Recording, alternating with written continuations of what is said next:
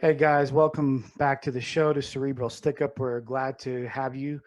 Today we have a very special guest. She's an IFBB Pro Fitness Athlete. She's a power lifter, and we'd like to welcome to the show Minna Pajulahti.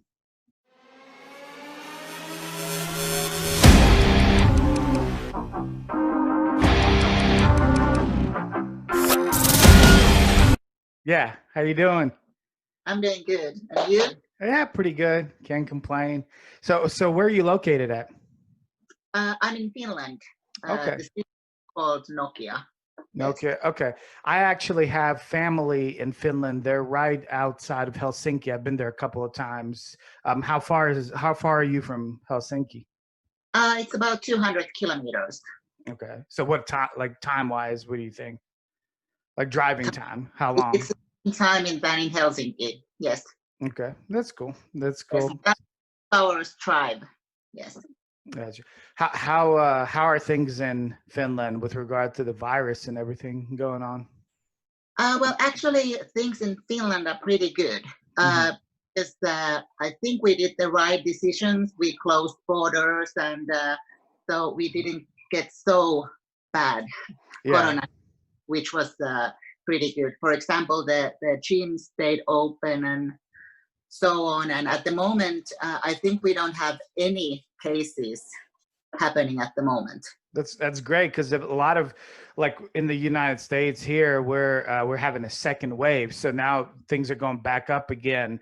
I think it's probably because we didn't do what Finland and some other places did, which they we reopened everything very quickly after they thought everything was better, and then things got worse again. So Yeah. how it so you said the gym stayed open? Yes, they stayed open. Okay. And I also train at the private gym. Mm-hmm. So my gym would have been open all the time, probably. Yeah. But yeah, all the public gyms stayed open as well. Mm-hmm. So you didn't have any issues with training or anything like that? You didn't stop, you didn't slow down at all? Well, I had that issue that I was prepping for Arnold, Australia. Mm-hmm. And it was actually the Monday that I was supposed to fly to Australia when they closed their borders, and so the prep stopped like that. Yeah. So then, of course, I was well. At first, I was so disappointed, but then, of course, because there was nothing to do. Mm-hmm. Did you compete in the Arnold in the United States? No, I didn't.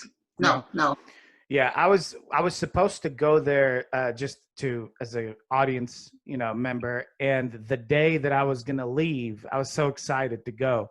And the day that I was gonna leave, I look online and they say it's canceled essentially. And I was like, oh my gosh, I haven't been to the Arnold in like 2 or 3 years, and I was so excited. And it ruined everything, Corona. It did, but it was really nice that they let the athletes to compete. Mm-hmm, so mm-hmm. It was a nice decision from Yeah. IFBB. Yeah, I heard that Arnold had to fight pretty heavily with the state government to allow that to happen, because they wanted to close, like completely close everything, and he really pushed for to them to allow the athletes to compete. So I was able to watch it on live streams. So yeah, that was good. So how did you get into fitness in general, like training? Is it like, were your parents into fitness and training, or how did that happen? No, they weren't. So I actually did first gymnastics about 10 years. From when I was 8, I started it, and ended when I was 17, 18. And then I started to do cheerleading when I was 15 years old, and I competed in that as well. And when my gymnastic team broke, everybody went somewhere at school, and I wanted to compete in individual sport. And then first I thought that, or I wanted to know more about what are the sports that I could do. One option was aerobics. It was really popular then in Finland. But then I was more into building muscle. So that's why I started to look up what is fitness and what's that all about. And where I lived then, also in Tampere, there was many competitors at the moment who competed in fitness, because then we didn't have anything else but fitness and women's bodybuilding for women. And I wanted to do routine, so it was pretty clear that I wanted to do fitness. And so it started. I looked my first coach, and I went to her gym and said that, hey, I would like to compete in fitness, and could you help me? Because some of my friends were saying to me, who saw me at first time, they were saying that, do you do bodybuilding or something like that? And probably that was the first time when I heard somebody was saying, are you doing bodybuilding? And then I was like, what? And what is, but yeah, but I was, before that, I already did a lot of course, training with my body weight, and almost every evening, sit-ups, push-ups, things like that. So I was interested in building muscle in my body. Yeah, that's, I mean, so, you know, looking at some of your pictures and everything, you carry, I would say, you know, considerable amount of muscle. Have you like thought about going to another division, or you think you're going to stay in fitness? Well, at the moment, I think I'm going to stay at the moment in fitness, because I was many years away from fitness category. I had a bad injury, my Achilles tendon snapped, and the operation didn't work out. So I was 7 years, I was away from fitness. And actually I competed a few times in women's physique. And I okay, I was 5th and 6th in pro competition, so it was okay. But I think that at the moment, because now I can do routine again, so I want to compete still maybe few years, if nothing happens in fitness. But later on, I'm actually interested in competing some other categories as well, like I already did in women's physique. I think wellness is great category, bodybuilding. So there is a lot of options.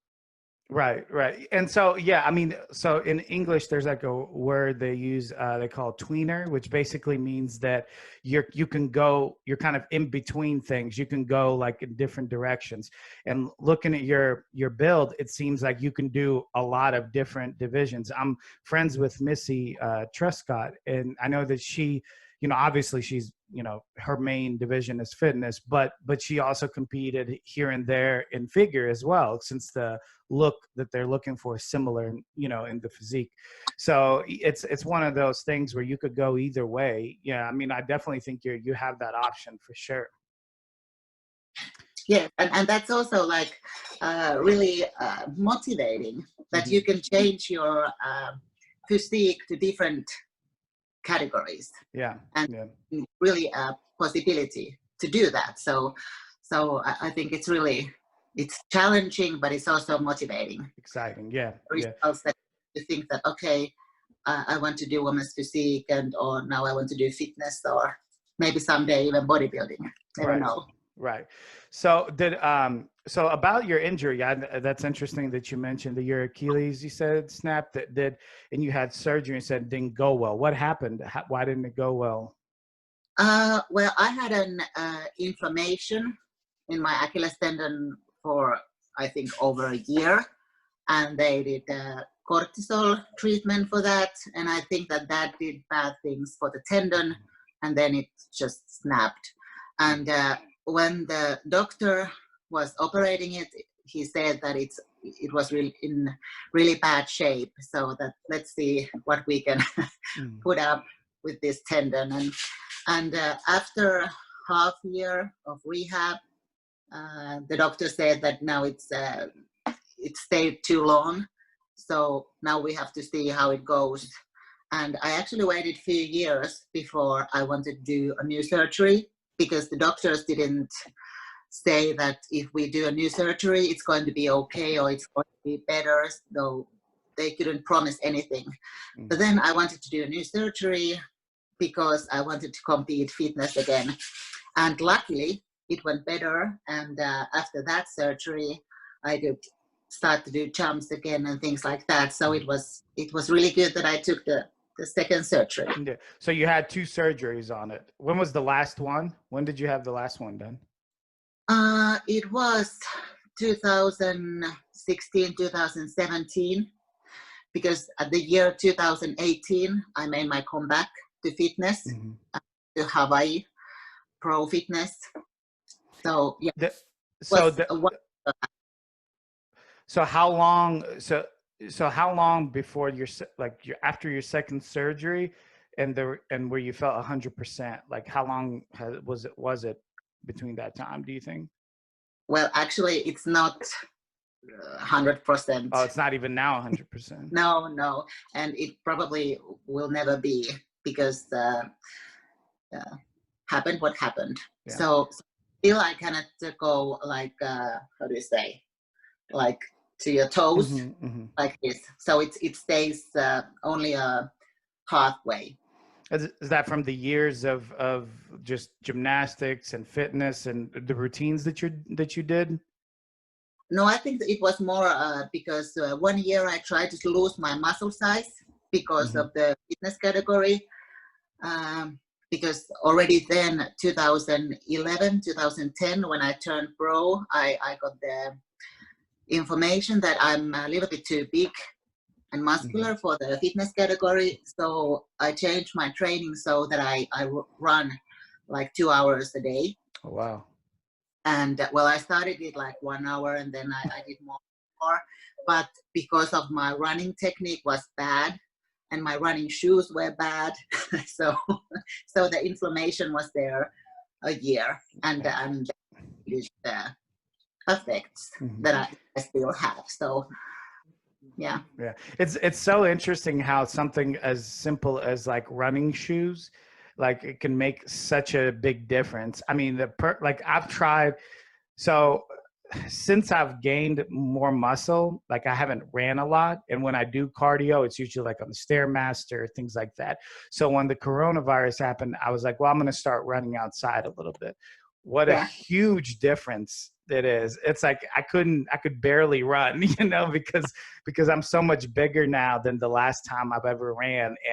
And even like you said, my shoes weren't, since I never run, my shoes weren't really running shoes, so it made a huge difference. Like there's so much pain in the lower legs and things of that nature. It's crazy how something so small like makes such a huge difference, It does. It really does. So if you're ever planning to start running, take care of your shoes, because I had like probably like €2 shoes from China that I was running. So bad decisions. Yeah. So that now kind of where you are, and you kind of made your comeback into fitness and everything like that. What are your plans at this point? Well, this year, hopefully I can compete. I started my prep for the fall, so let's keep our finger crossed that it goes well and the whole situation gets better and better, and well, time will tell. But hopefully I can compete this year, and we all can compete this year. So that's the goal that I have for this year. And then let's see. So with that fact that not knowing, what shows are going to be available, if they're going to be available, how do you treat your diet, like in your prep? Like, do you have a plan of starting it, when to start it? Like, how are you going to do that? Well, now I started it for real, because I was thinking that, well, I have now more time at home. My dogs are, sorry. That's all right. I can hear him. What are you doing?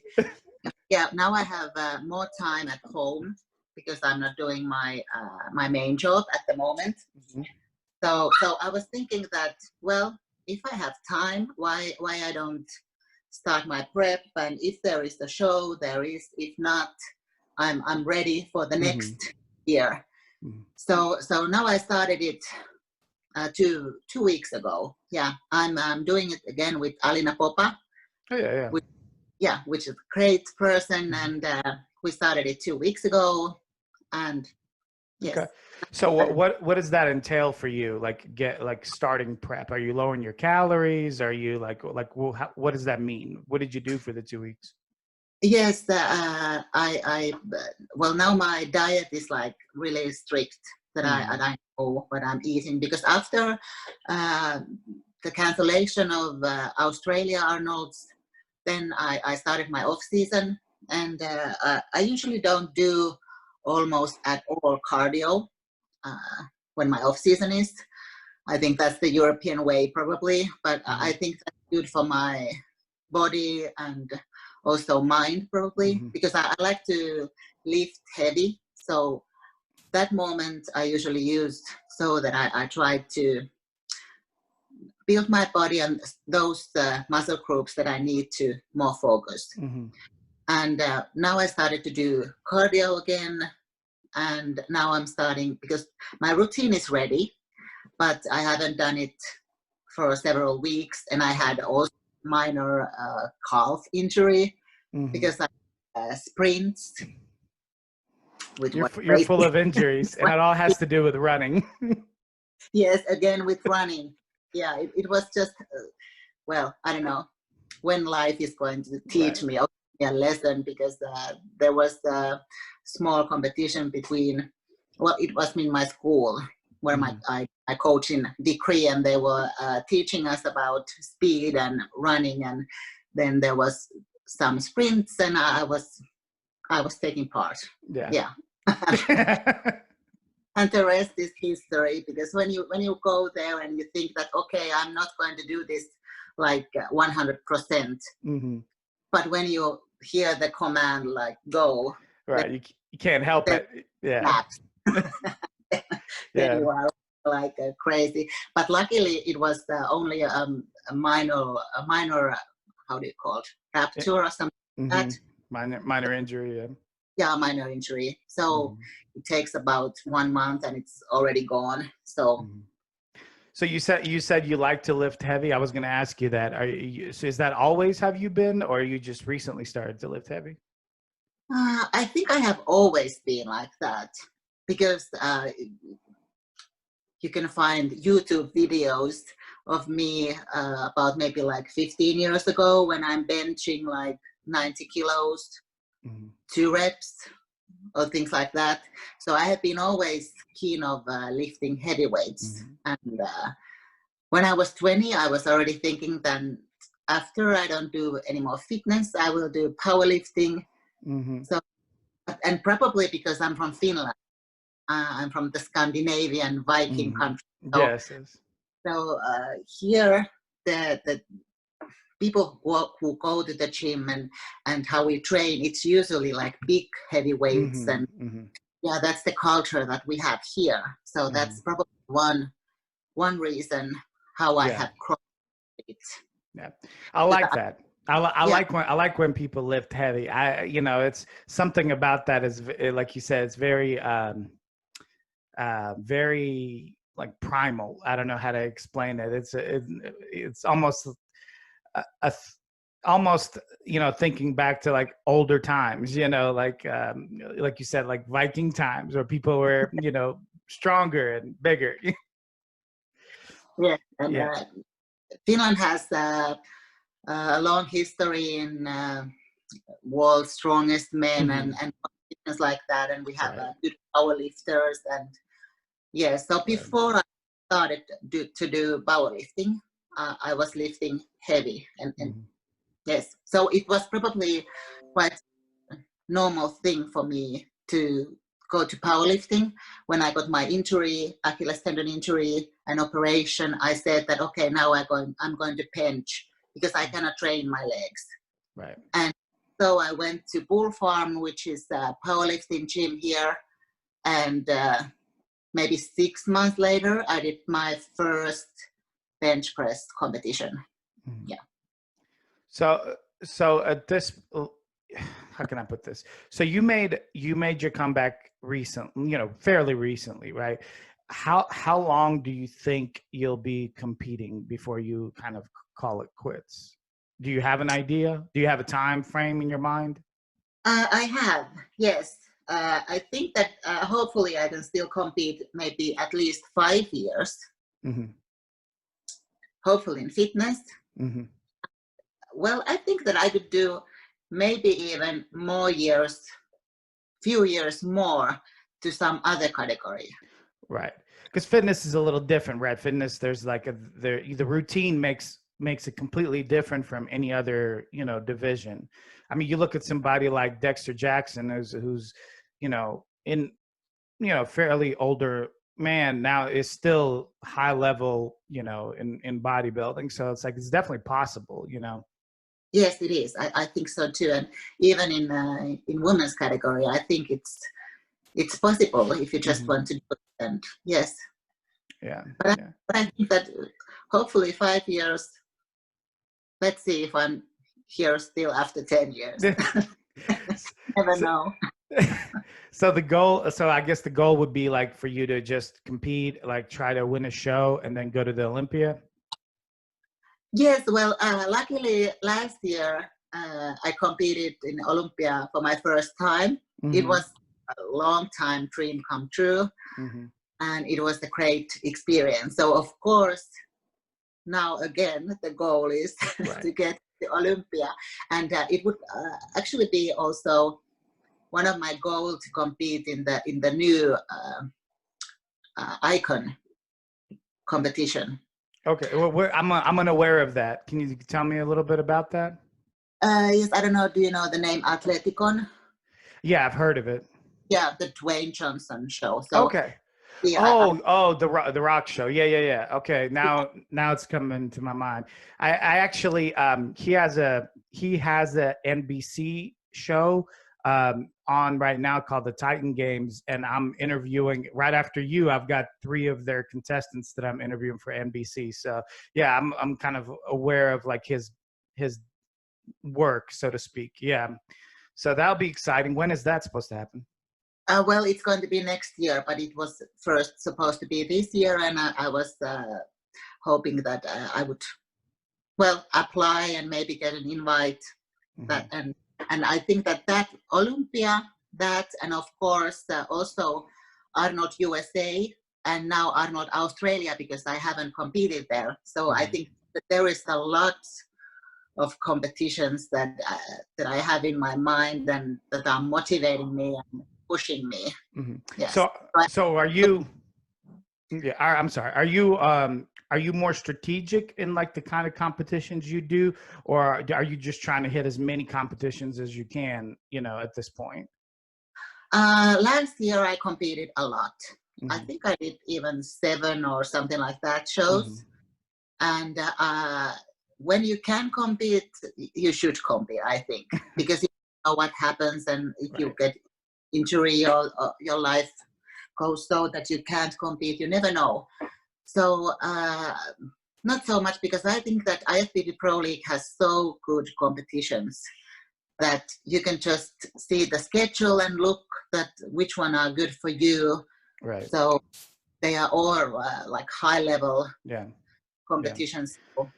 Yeah, hopefully, you know, there won't be any major changes, you know, with this virus. Everything is so up in the air. We don't know what's going to happen. But I know, excuse me, a couple of girls that I've had on the show before, some of them, they're in the United States, but some of them are traveling right now to a show. So you know, there's still shows out there. Do you think that, like, a lot of people have been talking about, like, people won't want to put on shows because there's not going to be much money in it, because there's not going to be an audience with it. What do you think about that? Do you understand like my question? I'm sorry. I don't know, do I understand your question, but I understand the concern that, because now the whole world is just waiting what is happening, and what is too risky and what is not. Right. So I understand the concern about because it's not cheap to organize competition. Exactly. Because they have to find a way around it, because most of the money that's being made generally is being made from like ticket sales. Well, now there's no ticket sales.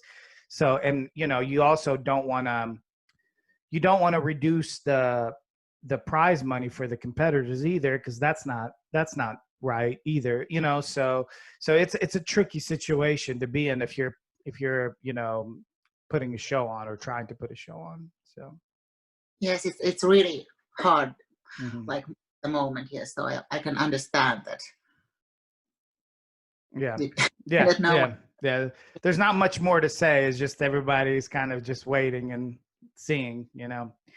Yeah. So hey, Minna, I really appreciate your time. Thank you so much. I know you've got a very busy schedule, so we're very grateful for that. If anybody wants to reach out to you, to contact you, whether it's for advice or for collaboration with anything, what would be the best way to contact you?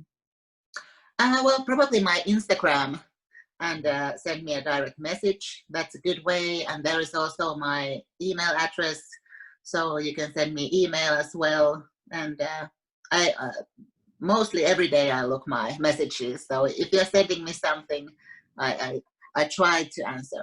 All right, awesome. And I will attach and tag everything in the bottom of this video, guys. And if you like this video and you want to see more, please like at the bottom and subscribe. Minna, thank you so much for your time, and you have a great rest of the day. Thank you for inviting me, and thank you for everyone who was listening. Yes. Appreciate it. Thank you. Take care.